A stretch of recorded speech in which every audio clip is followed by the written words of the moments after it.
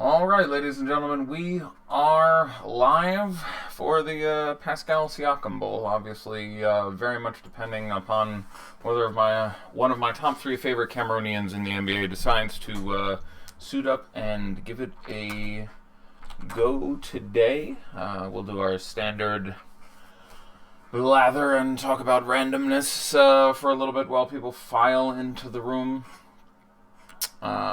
Should get the Siakam news based on what I'm hearing with enough time to have it be actionable news. It seems likely we're going to get this in the next 10 minutes or so, somewhere around 2:45 Eastern.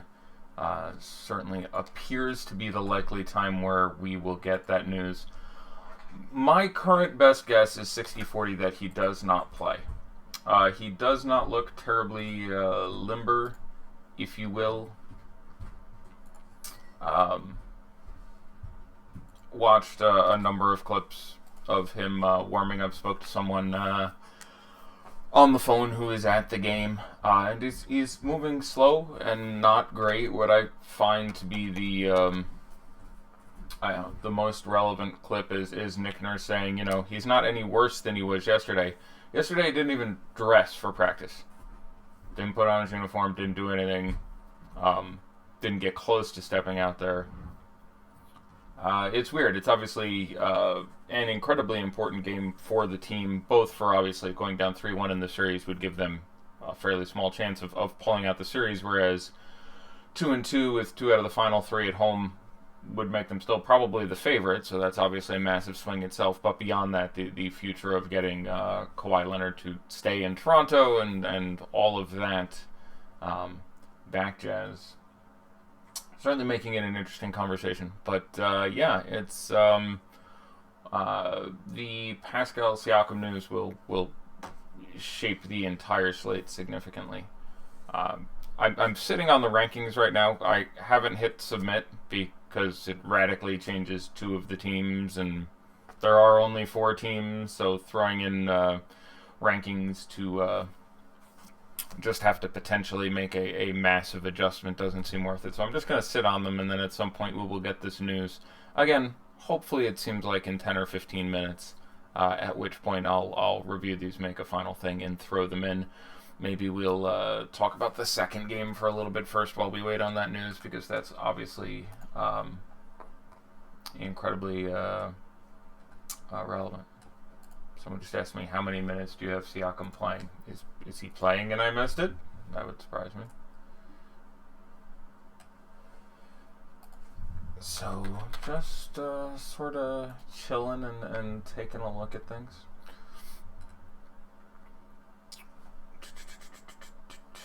I'll do some of that, a little bit of this, some of this. I have no idea how many minutes Pascal Siakam will play if he plays. I don't think he plays. If you put a gun to my head right now and make me make a choice, I'm 60-40 that he does not play. Which, I guess we'll talk about it for a little bit now. It leads to a couple interesting decisions as to whether or not they start the 3 options, which are Serge Ibaka, Fred VanVleet, or probably Pat McCaw, the third sort of mystery man they've alluded to there. And then all 3 of those guys would have pretty compelling DFS prices. I'd really only have interest in this point in McCaw if he starts. And at that point, with presumably fairly little time to react to that news, I'd have a fair bit of interest in him as I think he's all of $2,500 on DK and the minimum on FanDuel, so obviously some interest in a 2-game slate on that. I wouldn't be certain that he sees more than, say, 20-24 minutes, but if you're going to get him reasonably low owned, that's interesting. So you should have a plan. You need a Serge Ibaka plays and starts Serge Ibaka. You need a Pascal Siakam plays and starts plan, and a Pascal Siakam does not start and does not play plan, because they're just radically different slates. If he is out, to me at least, this first game is objectively a lot more attractive. You're going to be removing a premium defender from the game, which is going to give me a more of an interest in a few players on Philadelphia.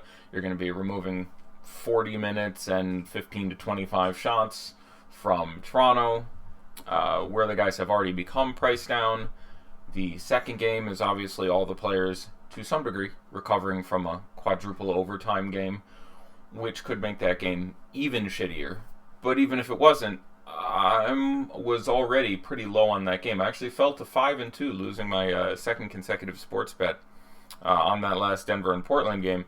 I picked the under on that game, and they didn't get to the over until the second overtime. So the under was still good through one overtime. So I didn't actually bet it, but I'd have been pretty tilted if you had the under and like in regulation they hit it by 20 whatever points, and then you're like, oh, Jesus, overtime, are you serious? But then through overtime, you were still good to take the under. But yeah, then the second of the 4 overtimes got you. That'd be kind of tilting. But the reason I was pretty excited about that is that they have mucked up the offense in that game quite a bit. McCollum is to some degree unhindered, although he still sees plenty of Gary Harris and Torrey Craig and able defenders. They're making sure to keep 1.5 guys on Damian Lillard the whole time. Their next best offensive player for the Trailblazers is Enes Kanter, who is having trouble lifting one of his arms over his head. And Denver certainly has we'll go with sporadic offense, especially with Portland slowing the pace much more than I expected them to and mucking it up there. So in the event that Pascal Siakam was playing, I was probably already going to be more interested in this first game. And a lot of players' prices have fallen, pretty precipitously.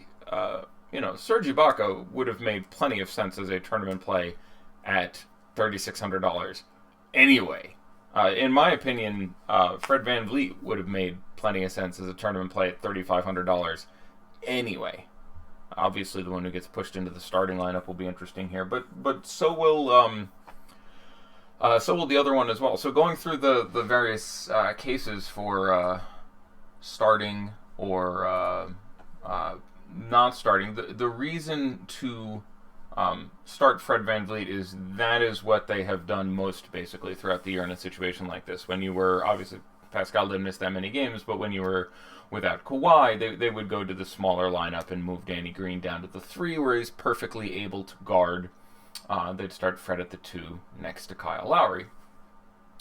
And even if you didn't have news, and again, we'll have news, I don't mind playing Fred VanVleet. He has been terrible this series. I believe he is 1 for 2, 0 for 2, 0 for 7 from the field in 3 games. So he has shot 1 for 11 from the field. He made the one shot he made in the first game. He missed all 7 shots he took in the last game. He's just been bad. So the reason not to start Fred VanVleet are twofold, really. 1, he's been bad. 2, this is already a really, really big Philadelphia team, and you're going to be very, very significantly outsized if you go that small.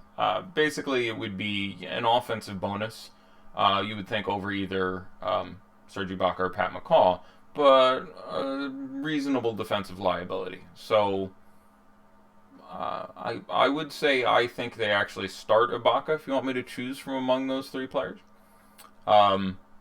Just for the size, the defense has enough of an offensive game. So I think that's the most likely outcome out of the 3 potential starters.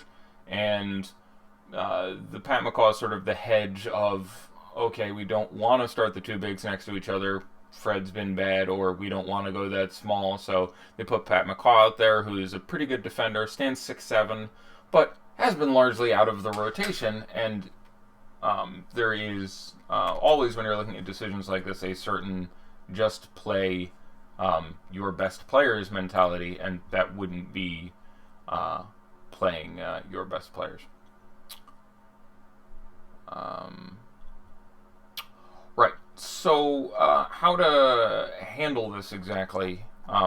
We have Serge Ibaka projected as the massive chalk. In the event Pascal Siakam said, so I've no issue with you playing any amount of Serge Ibaka, assuming he starts.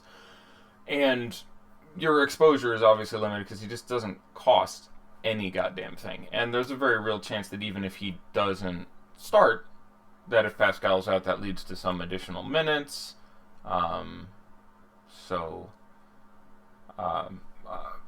I I would not be super, super concerned about that. If we have, 70% Ibaka and 25% Fred VanVleet ownership, I'd be a little more excited at the same price about playing Fred VanVleet. Obviously, if he's starting, I'm going to have Pascal for a lot more, but Fred's been horrible, and, unless you, want to tell yourself he's just completely forgotten how to play basketball, 0 for 7 is bad, but 7 shots is a pretty small sample size. I really don't know where to go beyond that. I would want lots of Kyle Lowry. So Kawhi is going to continue to be, a monster, but Lowry had become basically the 3 option on offense, I think it's safe to say, and he's now the 2 option on offense, and this comes concurrently with his price dipping pretty significantly on DraftKings, where he's down to $6,100. This is about as close to a must-game get as you're going to get that isn't an actual elimination game at the end of the year, and I'm not surprised to see some pretty spectacular amount of minutes out of him. So, Norman Powell, I don't think they would roll into the starting rotation. He's sort of a worse answer than all those guys. Now, in fairness, he's not as bad at defense as, say, Fred. He's a little bit better. He's not as bad at offense as, say, Pat McCaw. He's not like... You're sort of hedging your range there a little bit, and he's had some good postseason moments, and obviously with the team for a while, so... I think there's a chance they start him. If they don't start him, I have no reason to expect him to be any better than he normally is. But that being said, his 20 minutes at $2,700 on a 2-game slate was already a very acceptable tournament play. So points per dollar, unless you randomly get the Norman Powell start, which would surprise me.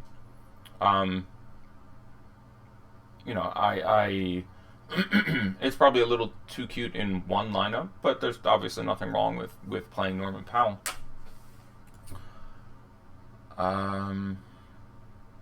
Right. Sorry, getting lots of news, people sending me lots of clips, people talking, watching a live Periscope of the court right now. With Siakam out, is it harder to play Redick off the court? Yes. With Siakam out, your offense and your defense get worse. Redick's issue isn't so much... it's a number of things. He's not terribly quick anymore defensively. He's not terribly... Sorry, I'm watching the live video of Pascal warming up. He just bricked a 3 pretty badly.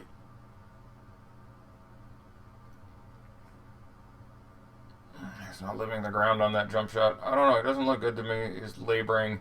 Like, if he plays, this slate is going to get pretty shitty because all of a sudden you go from 8 good plays in this game and none in the second one to 1 good play in this game where Kawhi is still exceptional. Kawhi is still just too cheap.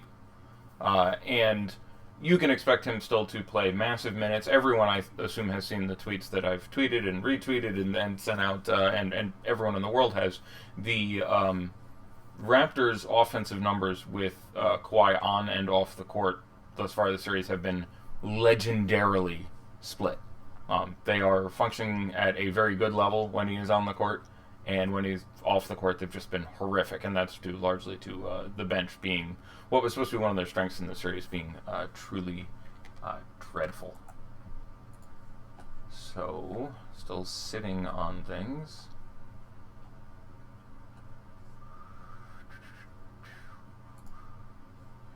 Looking at things. But, figured that a game time decision was coming, and to nobody's surprise. While we wait for news, can you give Jokic thoughts? Yeah, he says he felt great. Okay, that's certainly a good side. Again, he played 65 minutes in the game 2 days ago. That's obviously probably more minutes than anyone has played in a basketball game for a couple of years that I can think of. Certainly the high in that game. Not the most conditioned guy. He took some umbrage to people suggesting that he wasn't conditioned for that, saying that he, point of fact, was in good shape. I still generally would prefer, from a raw point sensibility, I have him about 4 points higher than Joel Embiid. Obviously, the absence of Pascal Siakam changes that line a little bit there, but it is not a good spot for Joel Embiid, and it is a best possible spot for Jokic. I really don't know. And plus, they're apparently willing to throw stupid buckets of minutes at him. Plus, it's a game they obviously have to have in another 2-1 series. I just haven't projected for 9 more minutes than Embiid. So I have a lot of people going like, yeah, I'm not playing Jokic, I'm playing Embiid today. It could happen. On FanDuel, where you spend more for Embiid, I don't know. I mean, last game was great. Gave you a 60 burger, back of 5 blocks, which is a little exceptional, but looked really, really good and was functional both ends of the court. Played extremely well against Marc Gasol even. Was very functional against him. So I have no issue with anyone playing Joel Embiid, but if you're saying which one am I more interested in playing today, yeah, I'm still more interested in playing Jokic. Embiid is in one of the worst spots he can be in. Jokic is in one of the best spots he can be in, and the guy who's defending him primarily has one arm. I think we're getting too cute. It's like Ben Simmons today. People are like, hey, what about Ben Simmons? What about Joel Embiid? Raptors defense is still above average. This has not been their best series. I think it's very fair to say that. But, Simmons certainly bears some interest today. He's down to $7,000. They dropped his price precipitously on FanDuel, where they put Jimmy Butler through the roof. They didn't move Butler's price for 2 games and then raised him literally $2,400, I think it was. Which is a little bit crazy. And he's not out of play on a 2-game slate. But I have a million alerts in front of me going off, and I'm trying to figure out exactly what's going on, and I don't have any reason to expect them to change their defensive alignment, and it's a really bad spot for Ben Simmons. He hasn't, at $7,000, he hasn't paid off that price tag in 3 games so far. Embiid was great in Game 3 and gave you half of what you needed in Games 1 and 2. So, Jokic had his worst possible game, shot 4 from 17 and still had 45 fantasy points. I get fatigue if he goes out today and has a flat game because he's tired after playing, again, the most minutes anyone has played in the league in a game this year. Okay, I can't say that would be the most shocking thing ever for me, but I still think you get 31, 32 minutes of Embiid and 40 minutes of Jokic. Embiid's in a terrible spot and Jokic is in a great one.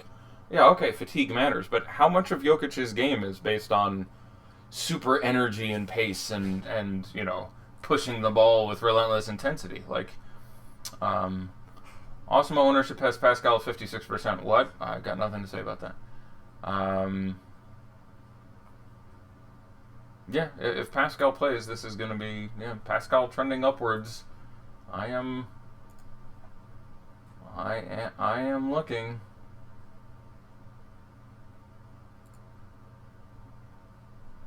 I am watching videos. I apologize for not talking about other things, but again, we are 4 games into these series. I assume most people have seen 1 or 2 or 3 of my shows on these teams already in the postseason. So we will get into this, but I don't know, man. That hop looks bad. I don't know. I don't think the pain is the issue. I have literally not yet seen him sprint, and I've watched something to the order of 12 minutes of him now. You can't play in an NBA basketball game unless you can just bang it out. Right, people are like, he's playing, even though he's going half speed in warm-ups. Well, what if... I think he's got to try to break out into a goddamn sprint, and that's pretty hard on one leg. Alright, I'm still watching video here, but...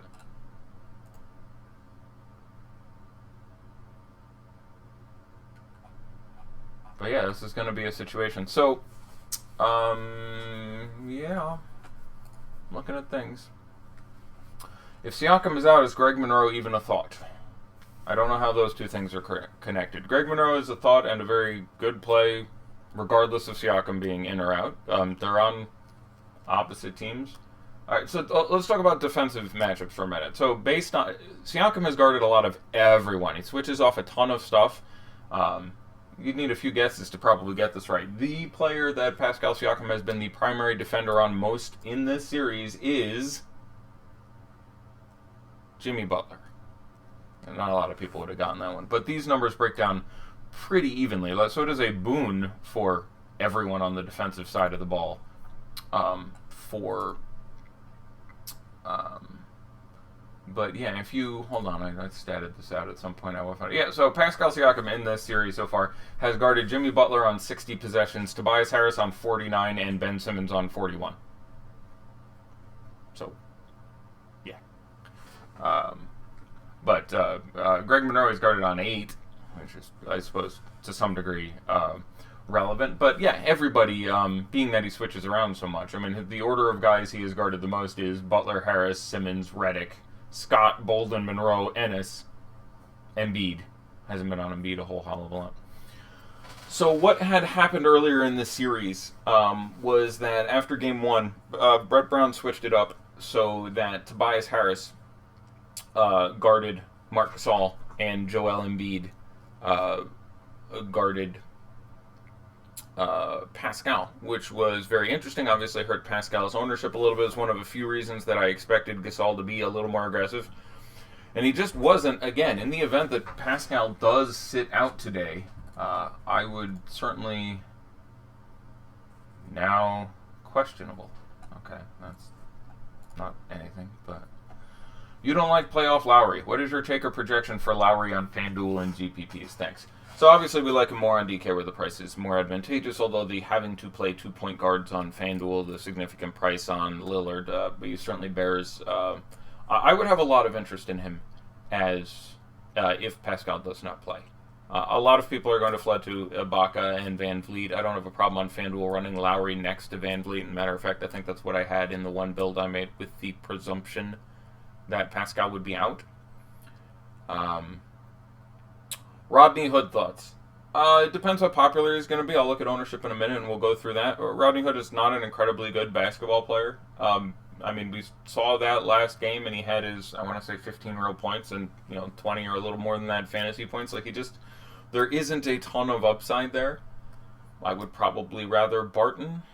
I'm fine playing Rodney Hood, obviously, on a 2-game slate, but if he's going to be popular, yeah, popular Rodney Hood is, popular.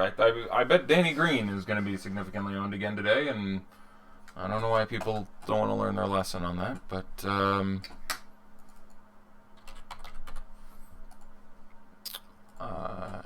yeah. I mean, last game was his best game of the series, got up to 23.5.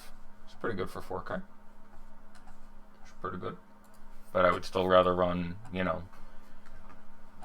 he's on the court right now, made a Euro step followed by 3 threes in a row. Well, yes, unguarded, not leaving the ground on his shot threes. He's making some set shots. Again, this does not... I can do a slow Euro step and make 3 unguarded threes in a row. I'm not ready to play against the 76ers. But, yeah, I'm not inside the guy's legs. I have absolutely no idea. If he plays, Kawhi is still an exceptional play. I have trouble getting away from Kawhi, especially on FanDuel. You can do it on DK. Even if he gets 45 or 50, you can get on top of that. But other than that, the whole slate sort of becomes a mess. If he doesn't play, I like Marc Gasol quite a bit still at his price on DraftKings. They changed around his rotations a little bit, gave him a little more Embiid time last game. They need to do more of that, but he would just, presumably, everyone on the team would have to take a larger role in the offense. So you are talking about Lowry most notably, but then Gasol, and also considering even all the way down to Norm Powell, Fred VanVleet, would conceivably make a couple of them or take more shots. The two guys who I do think benefit the most defensively, or offensively, I guess, more accurately, would be Butler and then Harris. You get Pascal out of there, they're both priced a little too good on DK, and Harris is still priced very well on FanDuel, where he would be a preferred target for me at that point. Yeah, it's honestly tough. I expected to have news by now. Obviously, they are still trying to figure out what is going on here. It seems certainly like it is trending in the positive direction.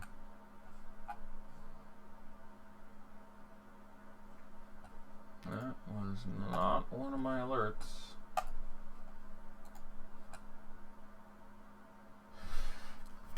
Text from one of my guys at the game. I think he's going to go. Okay. Alright, so let's talk about what to do here if he is going to go. I don't want to play him, and I am the world's biggest fan of, this guy was questionable all day and went in at the last minute, let's play him. He is no longer as cheap as he should be. He hasn't been particularly effective in this matchup. He certainly appears to be a step slow. I think that's fair. More balanced on FanDuel tonight, not playing either Embiid or Jokic. I think that's fine. Again, I do not like the matchup for Joel Embiid, nor should anyone. In an average matchup, Joel Embiid, if he's getting these significant minutes, is going to average for you 52, 55, and I have an upside of 75, 80. In this matchup, I had him for 47 points a game in the series. And actually, I think he's right around there. I think he may still be under that. I think he got like 30, 30, and 60, so that'd be 123 games, so he's averaging 40. So even I was a little high there. But he looked very good the last game. There's nothing wrong with playing him, but obviously Embiid can fail, and he's not that cheap, though the DK price is pretty alluring. And Jokic, again, I do like more than Embiid. I really like the matchup. He is the straw that stirs the drink out there. I don't want to fade Nikola Jokic, but I absolutely can't guarantee he has a great game. We already saw 45 out of him in this series. If he gets 45 and, Embiid gets 40, then sure, a double fade can absolutely work out well. They might still be necessary. You will hit 2-game slates where you need guys who cost 9K and get you 40. That just happens sometimes. Again, that second game we've seen repeatedly, really the last 2 games, turn into just a sort of a mud struggle or just really ugly offensive games. So between that and the first one, if everybody's in, obviously we have a lot of players sharing the offense on both these teams. So outside of Kawhi, real possibility no one else breaks 40 fantasy points. So there's a real chance that getting, 46 out of Jokic or 42 out of Embiid still puts them in the best possible lineup, depending on how the value does and everything. So, can you discuss cash strategy on DraftKings if Siakam is in? Well, you play Kawhi Leonard. To me, you play Nikola Jokic. You probably still play Jimmy Butler at his price. Even a gimpy Siakam is a bit of a boost for him, and he's obviously been incredible these last 2 games. I don't expect if Siakam is in their defensive assignments to change that much, so he would still get most of the bonus spot. So I think those are the names I'm starting with. I don't mind Marc Gasol at $4,800 for cash on DK. I do think there's obviously some sort of ceiling beyond what we've seen, and getting under 20 is surprising and uncommon. I don't know. He's still limping on the sideline. Okay, guys. I'll let you know when I know something. Same question for FanDuel. Both sides you can, again, make an argument for CJ McCollum.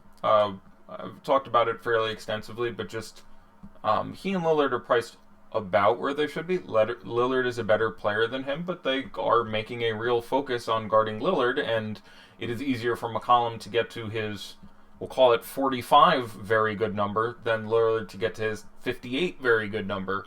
So, McCollum, and it also just gives you a piece of that game. Every day I'm like, well, I'd rather have Giannis, I'd rather have Jokic, I'd rather have Kawhi, but I don't want to completely abandon that game. And it's always like, all right, there we go, McCollum. And plus you're buying that extra leverage of, if Lillard struggles a little bit, McCollum's the most likely guy to take more shots, get hot, do more things.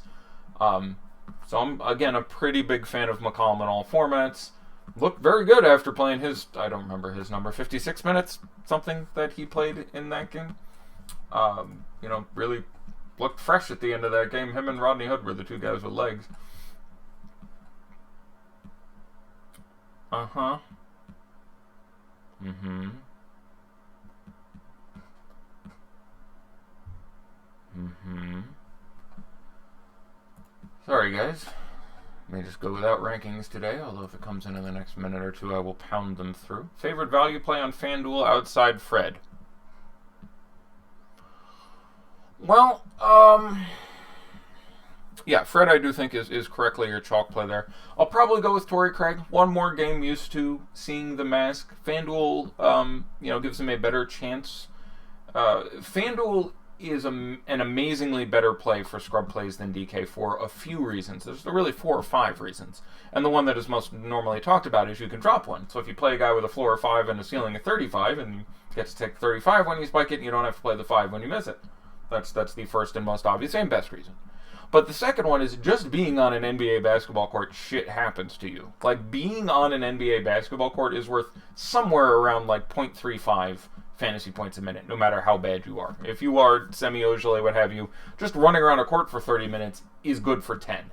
The ball bounces to you.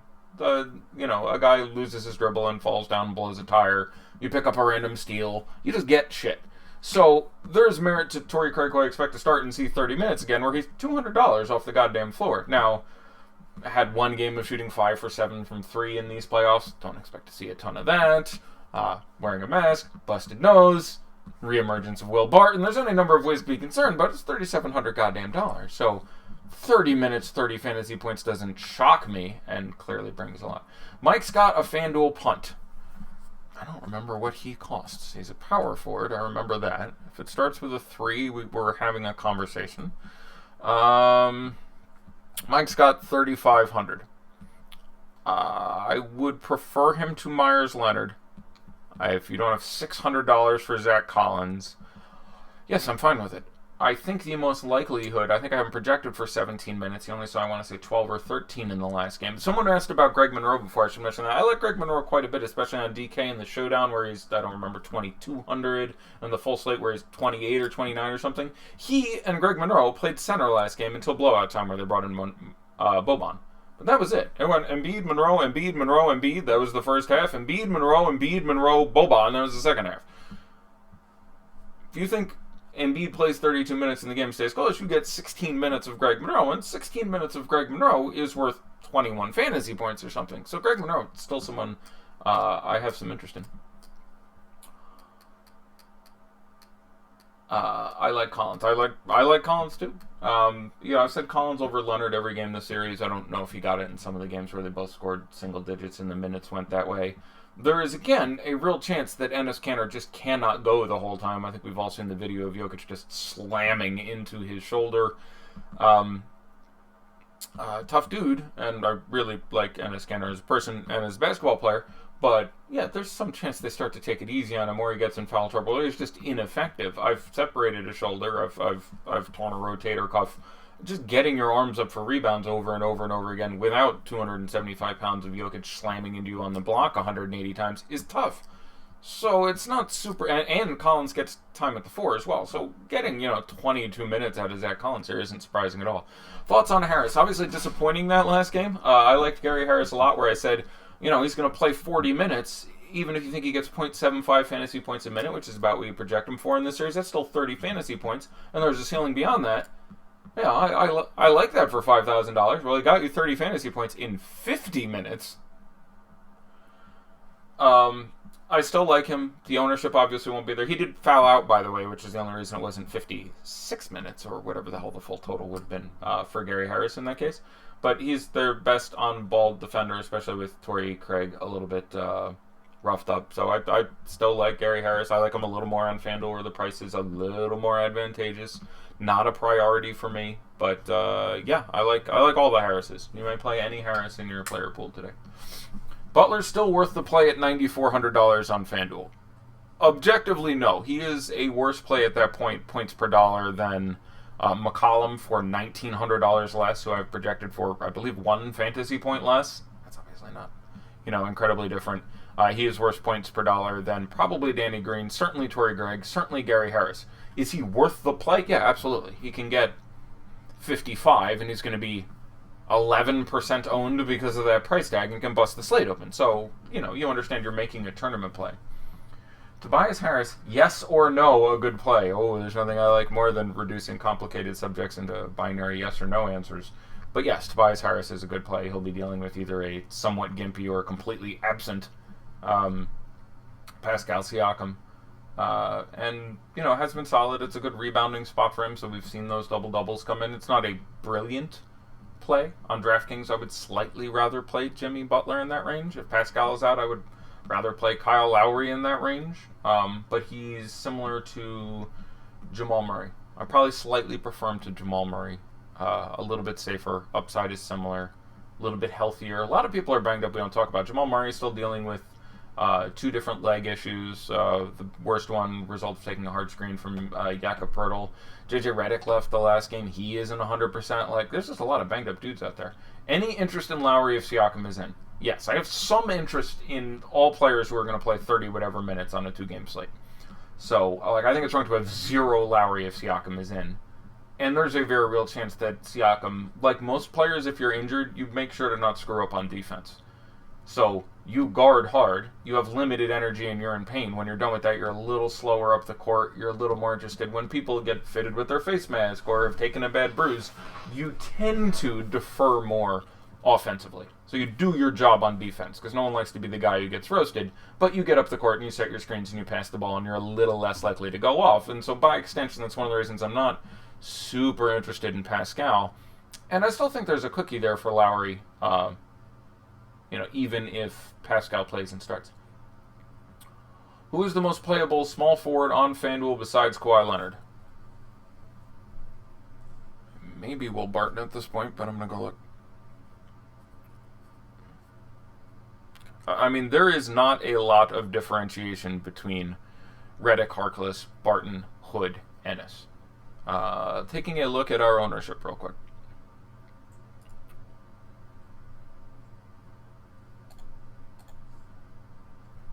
We have Kawhi as the highest owned player at 56%. I actually think that's well underselling it. I'll go ahead and say that number is closer to 65. Next small forward we have is Mo Harkless. Okay, I would want to go elsewhere. And then we have Danny Green, who is, ranked at 40 or 50% owned. I'm not playing Danny Green in this format. I would literally, of all the value guys at that position, like, you may get one. You got 24 last game. That's more. I have him projected for 18 and a quarter fantasy points. I think, again, somewhere in that range.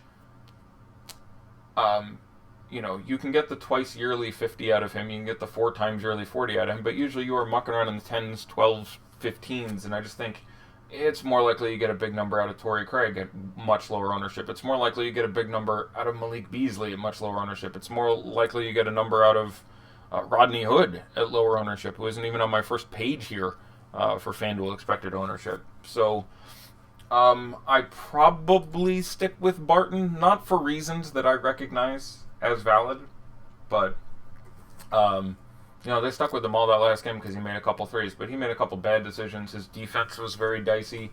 They should have Beasley out there more and him out there less, but they're not doing that. And the fact that he played, I believe, all the overtimes and the entire fourth quarter, that's the thing. Is Gasol a good cash play on FanDuel? He's fine. I mean, you obviously have to play one center, and I don't have time to do this, but I would really need to tinker out with how much he frees up the rest of the lineup. Like, I probably in cash want to play Jokic or Gasol. I can't imagine there's another center I'm terribly interested in. Greg Monroe as a punt wouldn't bother me in cash either. But, the question is, if you play Jokic, can you come up with a reasonable lineup straight through? Malik Beasley or Fred VanVleet goes... Like, if Fred VanVleet... Okay. If Pascal Zart and Fred VanVleet starts, I think he's pretty close to a must-play on both sides. If Pascal's out and Serge Ibaka starts, I would still have a fair amount of interest in Fred VanVleet as another guy who could pick up extra time, already is really cheap, carries with an upside if he makes, 4 of his 8 shots as opposed to 0 of his 7 shots, and is just everyone on that team is going to get a bonus with Pascal out. And if Pascal starts, I have almost no interest in Fred VanVleet, so really have to sit on that news. Did you rank Sixers ideas at Butler, Harris, Embiid, Simmons? Well, on DK... I think you probably have it right that among the starters it's Butler, Harris, Embiid, Simmons. If you allow me to include the bench, it's probably Butler, Harris, Monroe. It's actually probably Butler, Harris, Monroe, Ennis. Like, Ennis has looked good and gone his 20 or 24 minutes and still cost, I think the number's $3,400 on DK. I have no issue with Ennis. From the beginning of the series, I don't know if you all remember Game 1, there was who's our guy going to be here? Ennis or... someone or Zaire Smith. Ennis or Bolden or Zaire Smith. And I said, for me, it's Ennis over Bolden, and I'm not sure if Zaire Smith plays. And Zaire Smith has not played outside of blowout time. There's a whole conversation to be had also about the fact that they're running the 76ers minutes out there a ton for the starters. Thankfully, we've had blowouts, which has allowed them to reduce it, but they're tracking towards playing, 45 minutes of Tobias Harris and 44 minutes of Jimmy Butler, and some pretty crazy numbers there where you worry about them breaking down a little bit. Which forward does Eddie like most in the 4K range on DraftKings? Let's see. I would play Barton over Danny Green for those wings who are both 4K. I think Green's 41. I imagine Barton is my favorite in that range. Not thrilled with many of them. If you can get up to Aminu at 44, I would prefer that to Barton. But Barton a little bit over Craig over Hood probably is how I would like to go there. Is Malik Beasley over Fred VanVleet on DK? In the event Siakam is starting and playing, then yes, I think that's an immediate thing to do. Yeah, you do have to wonder if this is the Raptors getting back on the 76ers for all that Embiid bullshit.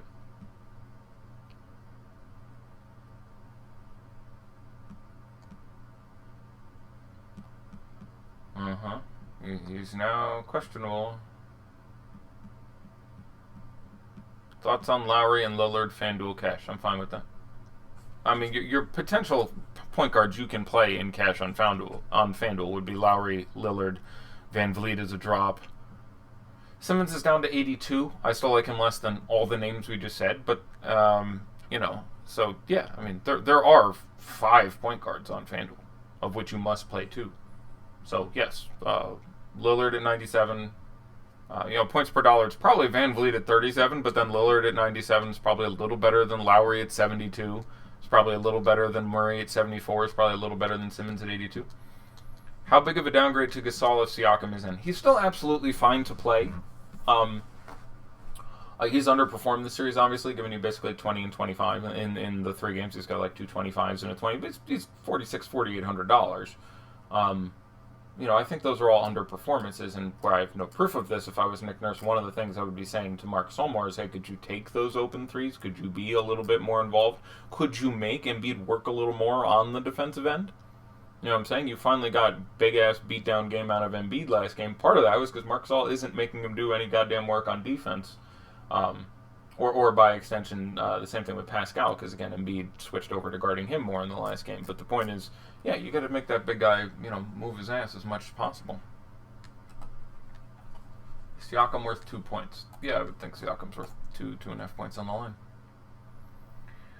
Questions. 2-game slate stars and scrubs are balanced tonight. Without the news, I can't answer that question. Lowry or Murray? Right now, I would play Lowry. I'm not thrilled with Murray's health. He is coming off the super overtime game. I have him projected for about 35 minutes and 34 fantasy points. I would probably go with Lowry and hope that Siakam is out. If you find out Siakam is in, it's probably barely Murray for me, but you're right that they're very similar. If Jokic and Embiid get you 45, but Butler, Harris, and CJM all hit that and balanced, are going to separate yourself, right? Yes, not playing Jokic or Embiid is a very unique lineup, and I'm absolutely fine with it. Thoughts on Plumlee or Zach Collins? I would stick with Zach Collins. Plumlee has been a pretty significant liability, mostly on the defensive end.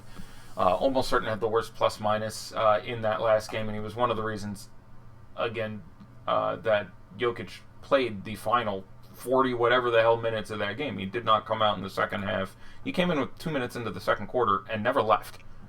Let me confirm my suspicion there on the plus-minus thing, because whenever I say something and I'm not sure, I try to double-check.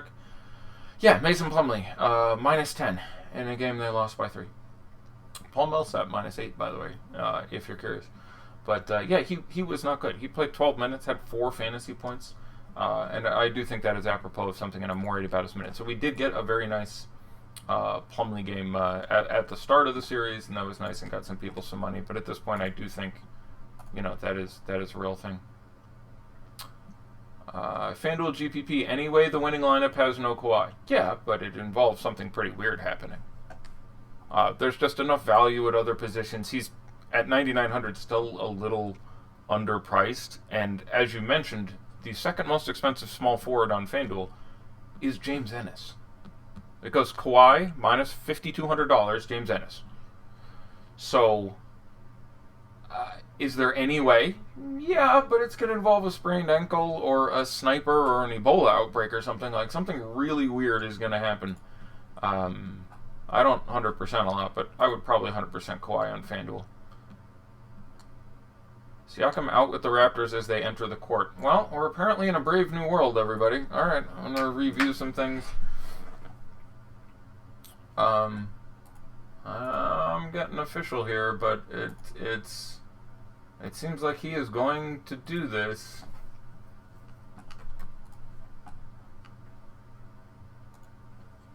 Okay, so let us presume he plays. Now, your move, believe it or not, is probably to get away from this game. It sounds dumb, but for ownership, I'm looking at the lineups I had built earlier today, and I have 7 out of 9 on FanDuel. Shout out Jerry Ryan. And 7 out of 8 on DraftKings from this game. You now probably, due to the lateness of the news and all this coming out as we get right in towards lock, are going to end up with abnormally large exposure of the public to players from this game. I don't think you need to get rid of your Kawhi, but yeah, ways that you can turn your value if you can start turning your Fred VanVleets into Torrey Craig's or Malik Beasley's or something like that. Your ownership is going to be pretty interesting. But again, I'm just going into basically news mode here.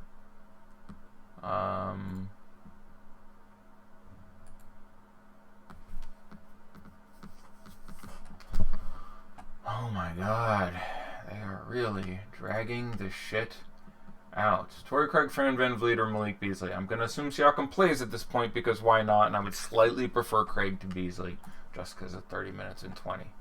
I assure you I will pass on the news to you as soon as I get it. A lot of people asking me, and I don't have anything new yet.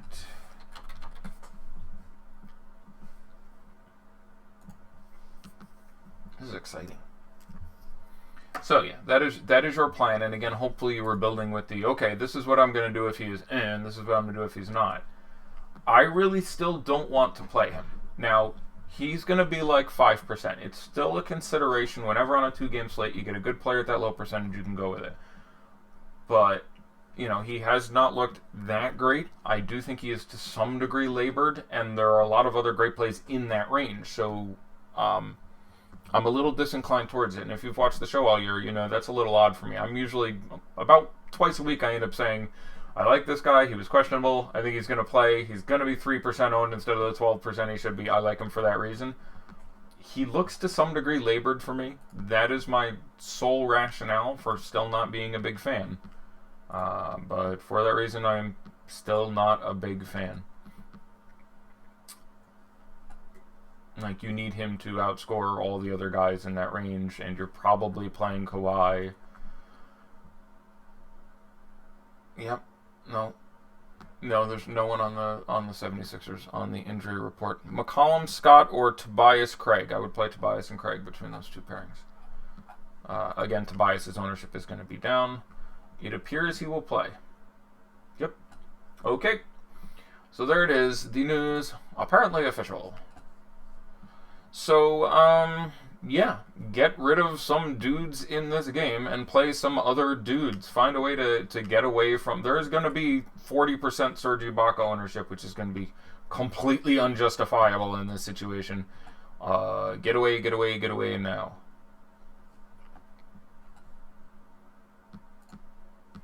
So let's fire up some questions, especially in the premium Slack, to talk about this a little bit. But, yeah.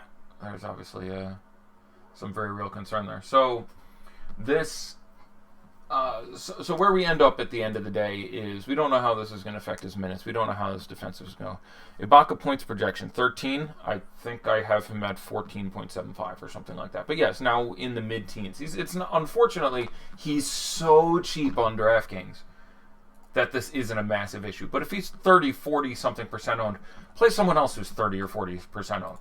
You know what I'm saying? Or 10% owned with a similar projection. All these guys, Barton, Craig, Beasley, Hood, just play a different one over him if you're playing the Showdown, for example. But to pivot to frickin' Fred VanVleet, who should get his 20 minutes projection for Kyle Lowry. One sec, I will click in and take a look, but I'm pretty sure I had him at 39. 40. More questions coming in. 6 minutes and change to go. Why am I wanting to run Tobias Simmons and Butler on a DK GPP? I'm not running Tobias Simmons and Butler. You can talk me into a few 76ers, although now I'm kind of wanting to move to the second game. But Butler and Simmons especially, I don't want to do. If you're running Simmons, don't run Butler. I'm fine running Simmons. And obviously there is a world in which they can get there. So I don't want to say that definitively. Can Simmons, Butler, and Harris have a good game? Sure. Embiid obviously would need to have a down game. That can happen. Redick would need to be shit. That can happen. And all three of those guys would need to get there. But so much of the value I like out of both Simmons and Butler comes from doing the primary ball handling, and Simmons has been that goddamn bad, and he's cheap. But if he gets there, I really think it most likely comes at the expense of Butler, so I really don't want to run Simmons and Butler together. Fade Kawhi. Not on FanDuel unless you're really feeling frisky. DK, he is fadeable. He is going to be very heavily owned. But with Siakam in, that's one feather out of the cap. Play Kyle Lowry, probably, or play Pascal Siakam. Drop Butler for CJ if you have Lillard already on DK GPP. No, assuming you don't have Simmons, I would probably rather split that game than play those two guys in, again, a matchup that I think gets mucked up pretty good. Yahoo Cash, Danny Green and Torrey Craig, or Will Barton and JJ Redick. In Cash, I would play Barton and Redick. Do you like Tobias with a hobbled Pascal on defense? Again, Pascal has primarily guarded Jimmy Butler. Tobias Harris was the second or third guy on that list. So it's worth pointing out that something to the order of 25% of his possessions. But I still like Harris and Butler is my favorite too. Raw points, it is probably Butler for me a little more. I probably like playing Harris a little more in tournaments for the expected ownership. Pivot up to Aminu from Ibaka or pivot down to Punt on FanDuel. I would probably be a little more inclined to pivot up. I worry a little bit about Harkless here. Again, he didn't play the most minutes. He only played, 48 or something. But he was a goddamn game-time decision, and he's had perennial ankle issues, and 75% chance he's fine and still plays the whole game. But there's a real chance he starts to struggle a little bit. Monty Moore's going to play 24 minutes today after only getting 12 minutes in the 4 overtime game. I don't think so. I think I have Monty Moore's at 13 minutes, I think. But can you rank Simmons, Murray, and Lowry on FanDuel with the news? Just raw FanDuel points. I have them Lowry, Murray, Simmons. So in the inverse order you listed them as far as raw points. Gasol on DK now, I still like him quite a bit. I really think 20 is I think he had 19 point something in one of the 3 games this series. I think 35 would not shock me whatsoever, and he's very, very cheap. So I'm still a fan of Gasol on DraftKings with the news. Yep.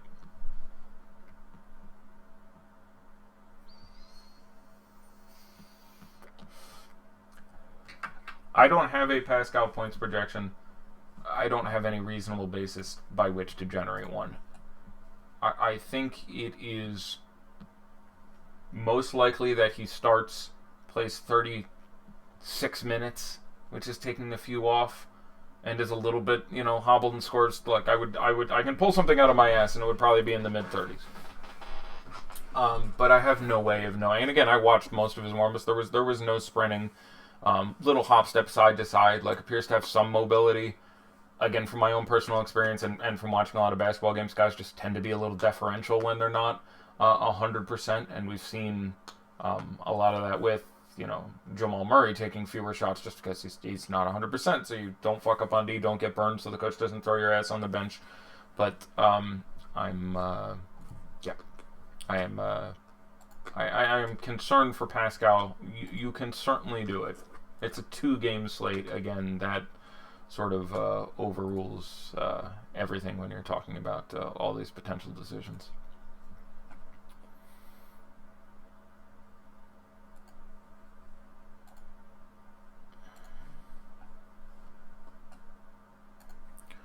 I mean, it is a bad spot for Redick.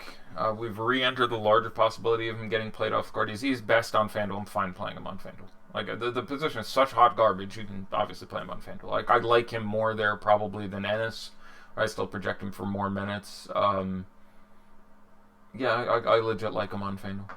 Lowry or Simmons, DK Showdown, playing Jimmy and Tobias, then Lowry. Not even close for me if you're playing Jimmy and Tobias, how much more I like Lowry than Simmons at the point. I have Lowry legit still projected for more fantasy points than Ben Simmons, who I don't think has gotten, maybe did he clear 30 in one of the 3 games? Like, it's just a legit terrible matchup. He gets guarded for 37 minutes by Kawhi Leonard. That's going to limit your production.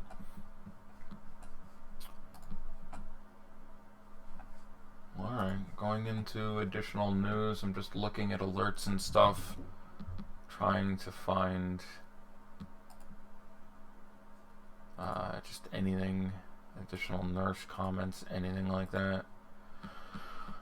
Not seeing it, but banging it through right now. Banging it and banging it and banging it and banging it and banging it. Yeah, I am wearing my spiffy shirt. I am actually going to play golf after this, though I should be back in time for the second game. To answer some questions. But, yeah, I'm actually getting out to play golf. Aminu and Collins together on FanDuel, it's fine. Absolutely. Would be pretty fine on a larger slate, but especially with when you can drop Collins, and they play next to each other some, and what you're hoping for with Collins is limited canter anyway, which, yeah, I'm absolutely fine doing that.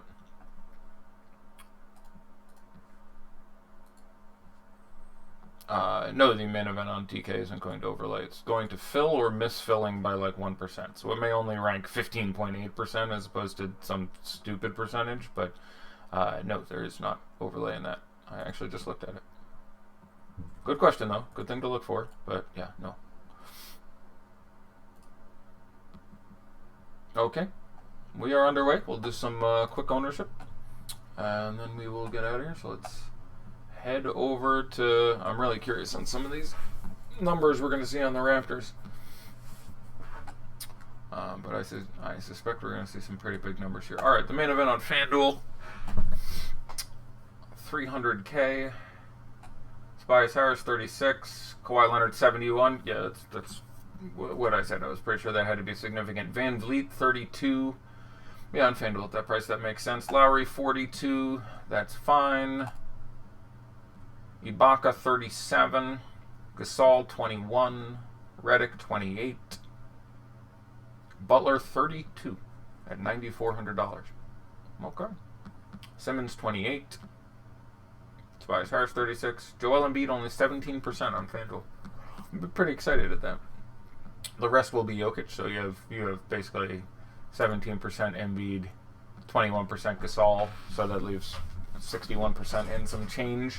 52, 53, that'll be Jokic. So probably slightly prefer Embiid at that ownership, where he's 1/3 the ownership. But I still have Jokic for more raw points, so I certainly wouldn't be concerned if that's what I have. Let's see what there is on DraftKings. What do we got? What's the big shindig here? 400K. All right. Downloady.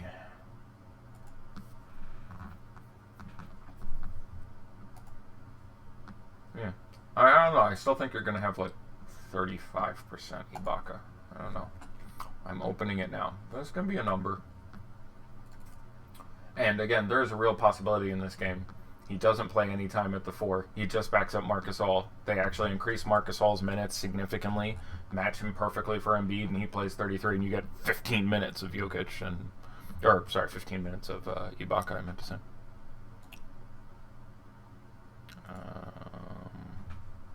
There it is.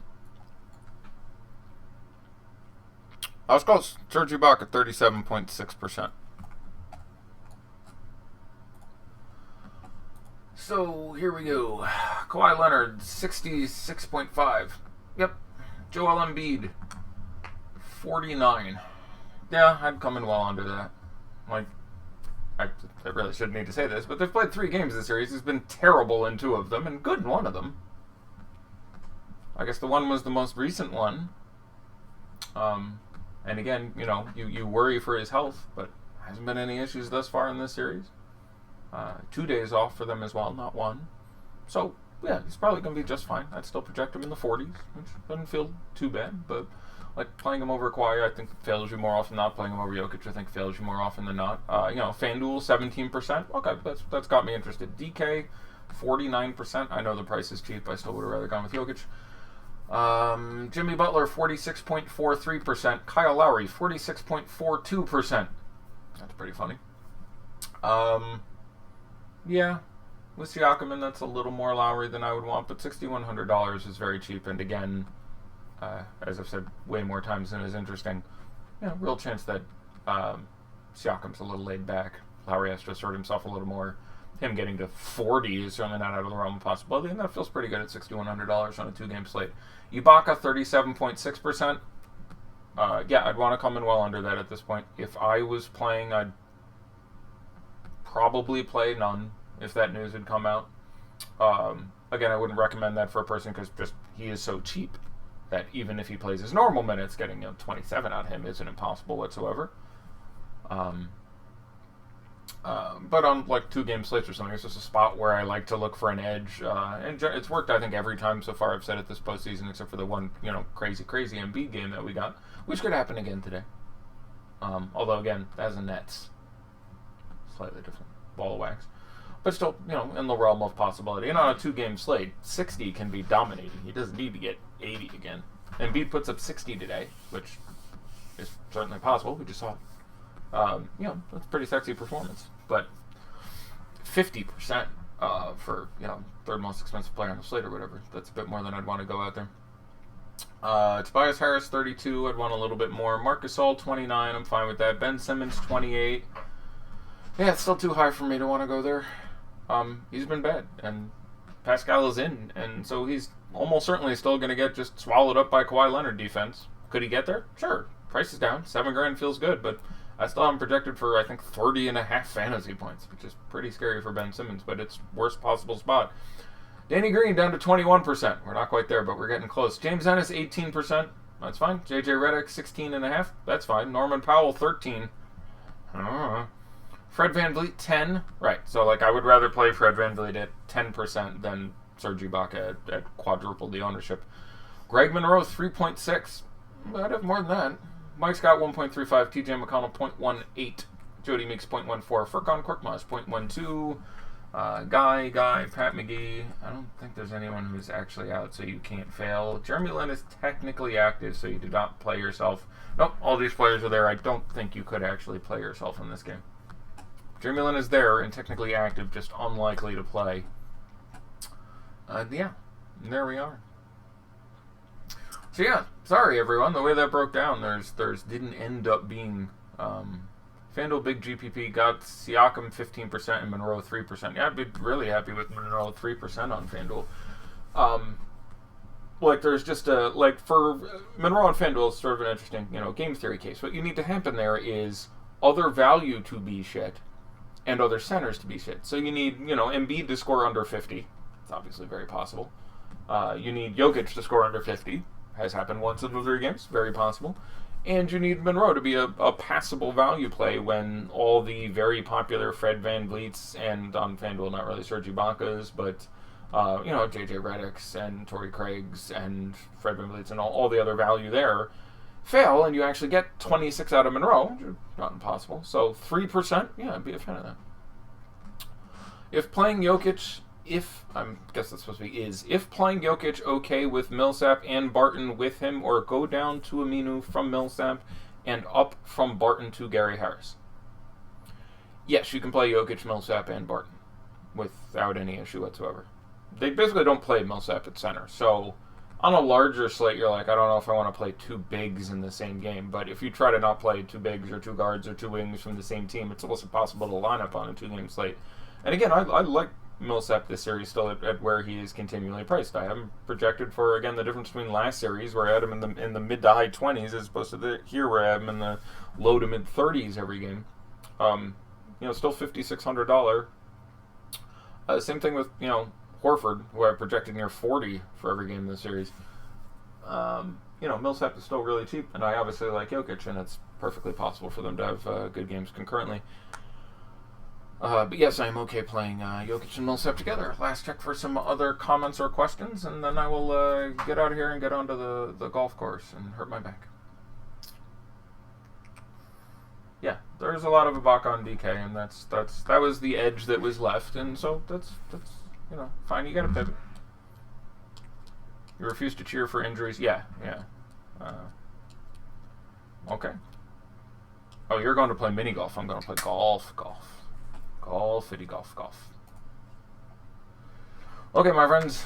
I am gone. That is it. I believe I am back tomorrow because I believe there are 2 games again, and I shall be there to put my thing down, hop on the good foot, and do the bad thing. So with that, I am Fast Daddy Fear. Bon chance, mes amis.